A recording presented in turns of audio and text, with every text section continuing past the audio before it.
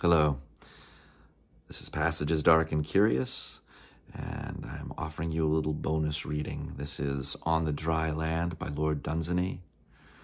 I hope you enjoy it. Love to you and yours.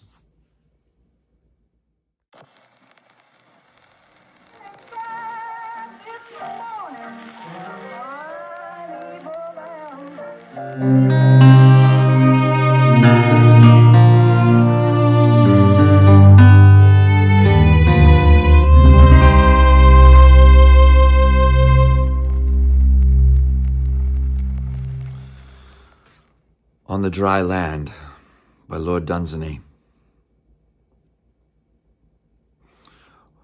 Over the marshes hung the gorgeous night with all his wandering bands of nomad stars, and his whole host of still ones blinked and watched. Over the safe dry land to eastward, gray and cold, the first clear pallor of dawn was coming up above the heads of the immortal gods. Then, as they neared at last the safety of the dry land, Love looked at the man whom he had led for so long through the marshes, and saw that his hair was white, for it was shining in the pallor of the dawn. Then they stepped together onto the land, and the old man sat down weary on the grass, for they had wandered in the marshes for many years. And the light of the grey dawn widened above the heads of the gods. And Love said to the old man, "I will leave you now." And the old man made no answer, but wept softly. Then Love was grieved in his little careless heart, and he said, "You must not be sorry that I go, nor yet regret me, nor care for me at all. I am a very foolish child, and was never kind to you, nor friendly. I never cared for your great thoughts, or for what was good in you, but perplexed you by leading you up and down the perilous marshes. And I was so heartless that, had you perished where I led you, it would have been naught to me. And I only stayed with you because you were good to play with. And I am cruel and altogether worthless, and not such a one as any should be sorry for when I go, or one to be regretted, or even cared for at all." And still the old man spoke not, but wept softly. And Love grieved bitterly in his kind heart. And Love said, "Because I am so small, my strength has been concealed from you, and the evil that I have done. But my strength is great, and I have used it unjustly. Often I pushed you from the causeway through the marshes, and cared not if you drowned. Often I mocked you, and caused others to mock you. And often I led you among those that hated me, and laughed when they revenged themselves upon you.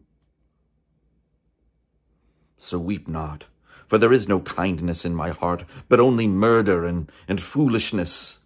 And I am no companion for one so wise as you. But am so frivolous and silly that I laughed at your noble dreams and hindered all your deeds. See now, you have found me out, and now you will send me away, and here you will live at ease and undisturbed, have noble dreams of the immortal gods. See now, here is dawn and safety, and there is darkness and peril."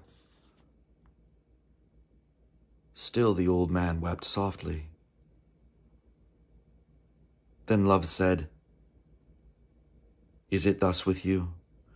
And his voice was grave now and quiet. "Are you so troubled? Old friend of so many years, there is grief in my heart for you. Old friend of perilous ventures, I must leave you now. But I will send my brother soon to you, my little brother, Death. And he will come up out of the marshes to you, and will not forsake you, but will be true to you, as I have not been true. And dawn grew brighter over the immortal gods, and the old man smiled through his tears, which glistened wondrously in the increasing light. But love went down to the night and to the marshes, looking backward over his shoulder as he went, and smiling beautifully about his eyes. And in the marshes whereunto he went, in the midst of the gorgeous night, and under the wandering bands of nomad stars, rose shouts of laughter and the sounds of the dance. And after a while, with his face towards the morning, Death out of the marshes came up tall and beautiful, and with a faint smile shadowy on his lips, and lifted in his arms the lonely man, being gentle with him, and murmuring with his low, deep voice and ancient song, carried him to the morning, to the gods.